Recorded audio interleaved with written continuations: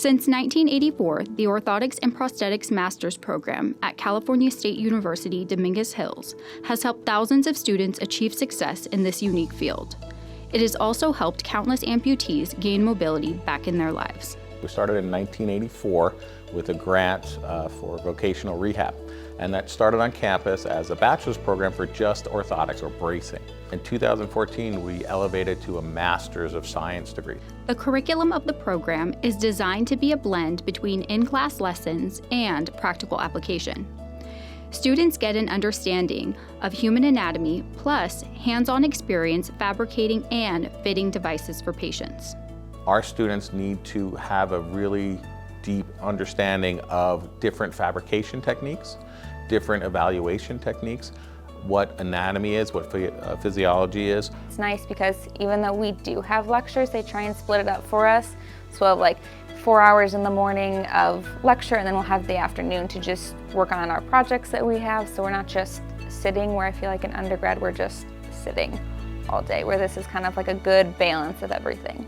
The overall goal of the program is to equip students with the necessary skills and knowledge to become certified practitioners. But it's not just about getting a degree or certification. Most students say it's about changing the lives of people who need it the most. We have the ability to listen to their stories and to give them the space so that they know that their lives and their experiences matter. And no matter what we've gone through, if we're practitioners or also device users, we have similarities in our stories, and so we can share that with them. Students get an opportunity to work in a clinical setting under the supervision of experienced instructors. They learn to interact with patients and understand their needs. I love that we treat patients. I love that I get to have one-on-one connection with people, and I got to start problem solving from day one.